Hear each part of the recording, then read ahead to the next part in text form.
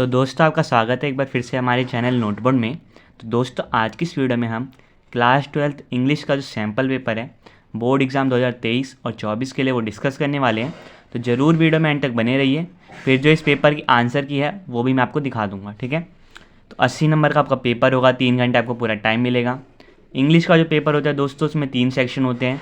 Reading section जिसमें passage होता है, राइटिंग सेक्शन जिसमें आपका जो क्रिएटिव राइटिंग स्किल है जैसे लेटर, रिपोर्ट, ये सब होता है, और लिटरेचर जिसमें बुक से रिलेटेड क्वेश्चन आंसर होते हैं। अब ये पेपर है सैम्पल पेपर, इसको आप ध्यान से देख लीजिए और अच्छे से आपको पेपर को अटेम्प्ट करना है, सारे इंस्ट्रक्शन को अच्छे से पढ़ना है, ठीक है। क्योंकि हर क्वेश्चन में कई कई सब पार्ट्स हैं, उसमें से आपको कितने करने हैं, कौन कौन से करने हैं, ये आपको पता चल जाएगा, ठीक है। अभी जैसे सेक्शन ए है रीडिंग स्किल, ये 22 नंबर के इसमें क्वेश्चन है। तो इसमें जो पहला क्वेश्चन है रीड द फॉलोइंग टेक्स्ट, और फिर इस पे भी आपको क्वेश्चन बताने आंसर, ठीक है। तो पहला वाला जो क्वेश्चन है 12 नंबर का है। तो ये आपको टेक्स्ट दे रखा है, अनसीन पैसेज है आपके लिए, ठीक है। ये आप देख सकते हैं अच्छे से,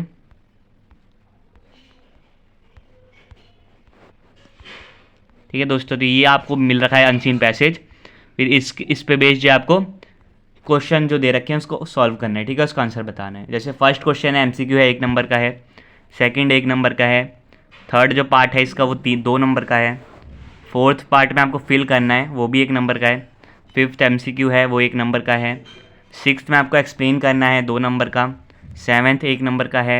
एट्थ क्वेश्चन 2 नंबर का है, ठीक है।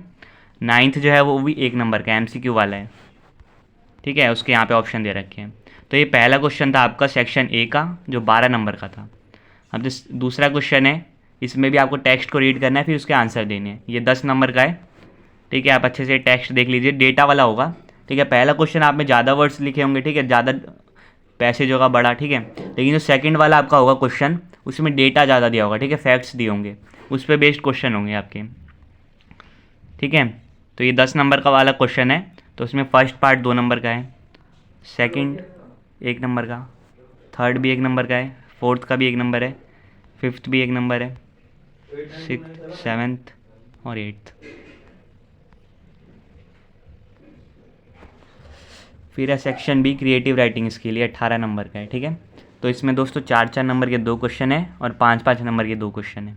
जैसे थर्ड का ए और बी पार्ट है, आपको एक करना है, इसमें से ए और बी है, ये आप ध्यान से देख लीजिए। ए वाले में क्या है, आपको स्कूल के लिए आपको क्या करना है, एक नोटिस बोर्ड पे एक नोटिस लिखवाना है, ठीक है, और डेटा यहाँ पे लिखा हुआ है। बी पार्ट में भी आपको नोटिस लिखना है, टॉपिक अलग है, ठीक है। 2 में से एक करना है, 4 नंबर का है, और वर्ड लिमिट कितनी है, 50 वर्ड्स। फोर्थ में 2 पार्ट है ए और बी, 50 वर्ड्स में करना है कोई एक, ठीक है। और इसमें क्या करना है आपको, ए वाले पार्ट में इन्विटेशन आपको लिखना है और बी वाले पार्ट में भी आपको इन्विटेशन ही लिखना है, ठीक है। तो फोर्थ क्वेश्चन आपका इन्विटेशन राइटिंग का आएगा।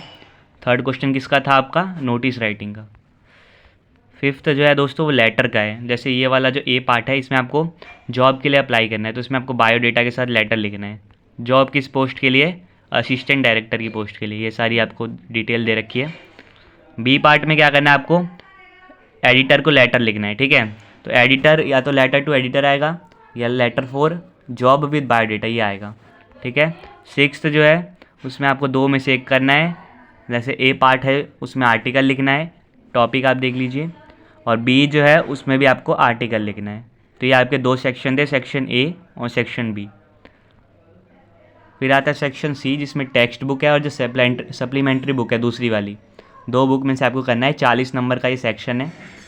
इसमें सेवन्थ का दोस्तों ए पार्ट जो है वो 6 नंबर का है, ठीक है। इसमें 2 पार्ट होंगे ए और बी। आपको ये एक्सट्रैक्ट दे रखा है पोएम से, उस पर बेस्ड क्वेश्चन है, ठीक है। ये सारे क्वेश्चन है, 6 पार्ट, 6 जो क्वेश्चन है, ठीक है। फिर ये बी पार्ट है, आपको ए और बी में से एक को एक सा करना है जो आपको अच्छे से आता है, ठीक है। फिर एट्थ जो होगा दोस्तों ये आपका जो है सीन पैसेज होगा आपकी बुक में से। जैसे ए वाला जो है वो journey to the end of the earth इस वाले लेसन में से लिया गया है। इस पे बेस्ड फिर 4 नंबर के क्वेश्चन यहाँ पे पूछे गए हैं, ठीक है। बी में जो टाइगर किंग है उसमें से लिया गया है और उस पर बेस्ड भी 4 नंबर के क्वेश्चन पूछे गए हैं। नाइन्थ है दोस्तों वो 6 नंबर का आने वाला है, ठीक है। ये भी आपके चैप्टर में से ही लिया जाएगा, 2 में से आपको एक करना है। जैसे ए वाला है द लास्ट लेसन में से, फिर उस पर बेस्ड यहाँ पे दोस्तों 6 नंबर के क्वेश्चन पूछे गए हैं। बी वाला है लॉस्ट स्प्रिंग वाले में से, फिर उस पर बेस्ड जो है दोस्तों यहाँ पे 6 नंबर के क्वेश्चन पूछे गए हैं। 10th में दोस्तों आपको 6 क्वेश्चन दिए गए हैं, कोई आपको 5 करने हैं 40 to 50 वर्ड्स में, और 2-2 नंबर के क्वेश्चन यानी 10 नंबर का एक क्वेश्चन हो गया 10th क्वेश्चन। तो फर्स्ट देख लीजिए इंडिगो चैप्टर में से है, सेकंड वाला डीप वाटर में से है, थर्ड द रेड ट्रैप में से है, फोर्थ जो आंट जेनिफर्स टाइगर है, फिफ्थ जो है the interview, sixth poets and pancakes. 6 में से आपको जो 5 अच्छे से आते हैं वो आपको करना है 40 to 50 वर्ड्स में। 11th जो है दोस्तों, इसमें भी दोस्तों 3 क्वेश्चन है, आपको 2 करने हैं। ये आपकी दूसरी वाली जो बुक है विस्टास, उसमें से क्वेश्चन है, इसमें 40-50 वर्ड्स में आपको देना है, 2-2 नंबर के 2 क्वेश्चन करने हैं आपको, 4 नंबर का ये हो गया। जैसे पहला वाला देख लीजिए, ये अनटचेबिलिटी वाला लास्ट चैप्टर है आपका विस्टास का, उसमें से आ रखा है।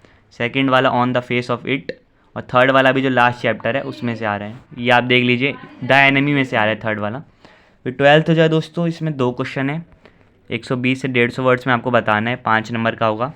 जैसे ए पार्ट आप देख लीजिए, या फिर आपको कौन सा करना है बी पार्ट, इन दोनों में से एक करना है 120 to 150 वर्ड्स में। 13th में भी दोस्तों 2 क्वेश्चन है, आपको कोई एक करना है, या तो द थर्ड लेवल या जो मेमोरीज ऑफ चाइल्डहुड वाला है उस पर ये बेस्ड क्वेश्चन है, ए और बी इन दोनों में से आपको एक करना है, 5 नंबर का ये भी है। तो ये दोस्तों आपका पूरा पेपर था, ठीक है। इसमें टोटल कितने क्वेश्चन है, 13 क्वेश्चन है। सबसे इंपॉर्टेंट क्या है आपके लिए, टेक्स्ट बुक है। पैसेज की आप प्रैक्टिस कर लीजिए, क्योंकि पैसेज में आसानी से आपको मार्क्स मिल सकते हैं। क्रिएटिव राइटिंग स्किल भी ज़्यादा मुश्किल नहीं है, मैंने कुछ वीडियोज़ भी बना रखी है पहले, ठीक है। जैसे इन्विटेशन राइटिंग की वीडियो बना रखी है, ऐसा नोटिस की भी वीडियो होगी, लेटर राइटिंग की भी होगी, तो उसको देख के आप एक बार आइडिया ले सकते हैं किस तरीके से आपको लिखना है, ठीक है। तो ये आपका पूरा पेपर था। अब इसकी जो ऑफिशियल आंसर की है, तो चलिए जो इसकी ऑफिशियल आंसर की है वो अब देख लेते हैं। तो दोस्तों अभी जो पेपर आपने देखा उसी की ऑफिशियल ये मार्किंग स्कीम है, तो एक एक करके मैं दिखा देता हूँ। जैसे सेक्शन ए जो था रीडिंग स्किल वाला 22 नंबर का, 2 क्वेश्चन थे, फर्स्ट और सेकंड। तो फर्स्ट के जो यहाँ पे सोल्यूशन है वो लिख रखे हैं अच्छी तरीके से, ठीक है। जैसे फर्स्ट का जो फर्स्ट पार्ट है उसका आंसर जो है ऑप्शन नंबर बी है, सेकंड का आंसर ऑप्शन नंबर सी है, थर्ड में 2 नंबर का था आपको तो अच्छे से लिखना था, ठीक है। फोर्थ में आपका 1 नंबर का था, यहाँ पे आंसर लिख रखा है। फिफ्थ का सी है, सिक्स्थ का यहाँ पे आंसर लिख रखा है, सेवन्थ का लिख रखा है, 8th का भी लिख रखा है दोस्तों, और 9th का है ऑप्शन नंबर बी, ठीक है। ये आपका था फर्स्ट क्वेश्चन के आंसर।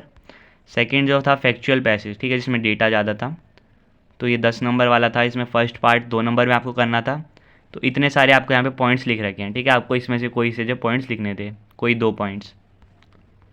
सेकंड का डी है ऑप्शन नंबर, थर्ड का ये आपका आंसर लिख रहा है, फोर्थ का ऑप्शन नंबर बी है नवाज़, फिफ्थ का आंसर ए है, सिक्स्थ में आपको 2 नंबर का था तो 2 पॉइंट्स आपको ये वाले लिखने थे, सेवन्थ में आपको इतने सारे पॉइंट्स लिखे हैं, कोई 1 पॉइंट आपको लिखना था, और 8th का आंसर है फॉल्स, ठीक है।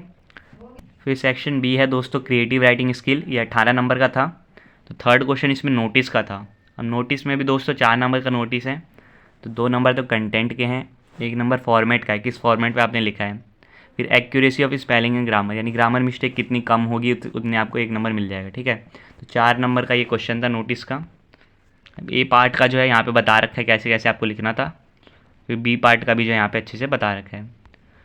फोर्थ था दोस्तों इन्विटेशन एंड रिप्लाई, तो इसमें भी वही है, 4 नंबर का था, तो 1 नंबर फॉर्मेट का, 1 नंबर एक्यूरेसी और जो ग्रामर और स्पेलिंग की एक्यूरेसी उसका था, और 2 नंबर था कंटेंट का। ए वाले में देखो दोस्तों अच्छे से आपको बता रखा है किस तरीके से इनवाइट आपको करना है, और बी वाले में आपको इनफॉर्मल रिप्लाई देना था, ठीक है। फिफ्थ है फॉर्मल लेटर, 5 नंबर का ही है, तो इसमें एक तो फॉर्मेट का नंबर है, एक ऑर्गेनाइजेशन का है, एक स्पेलिंग और एक्यूरेसी जो ग्रामर की होगी उसका नंबर है, 2 नंबर कंटेंट के हैं। फॉर्मेट यहाँ पे लिख रखा है अच्छी तरीके से, ठीक है। तो आपको कैसे लिखना है, कंटेंट लिखना है, फिर सारी चीज़ें लिखनी है, बायोडेटा लिखना है, फिर लास्ट में और भी जो इन्फॉर्मेशन आप देना चाहते हैं वो लिखना है। तो इस तरीके से आपको ये लेटर लिखना था। बी में दोस्तों लेटर टू एडिटर था, तो उसके भी यहाँ पे कुछ सारे पॉइंट्स लिख रखे हैं जिसको देख के आप अपना लेटर लिख सकते थे।